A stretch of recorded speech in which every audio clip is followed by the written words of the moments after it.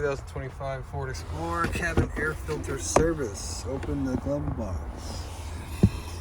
Notice it has this button right here. This is the damper. I'm going to go and pull up on it. And that's going to unblock it. And we need to get it out of the way. And lower the glove box down. There are these stoppers right here.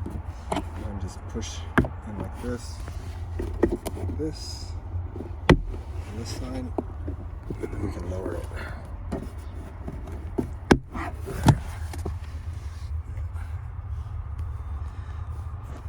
Take this door off right here, and there's going to be two screws. There's a screw here, a screw on the other side we need to take out. Okay, they're just Phillips screws. Once you get both of those out, then you can go over here to the side here and push this tab and unlock the door. Okay. One on the other side too. So it's kind of hard to get to, but just push it out. Take the door off. Here's your cabin filter right here. Notice this is a factory Ford one. It says airflow down. And you get your new filter. Make sure you install it with the arrows facing down. This one's in pretty good shape, so I probably won't recommend my customer buy a new one.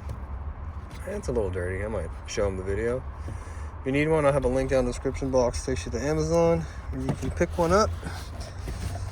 You want one, check that out, but you get your new one and just carefully stick it in here just like you took it out. It can be kind of tricky on this right side. Okay, and put the door back on, put your screws back in, and put it all together. And that's pretty much it for this video. I hope it was informative, and if it was, appreciate it if you hit the like button for me, leave me a comment if you could. And if you want to see more Ford Explorer videos, hit the subscribe button.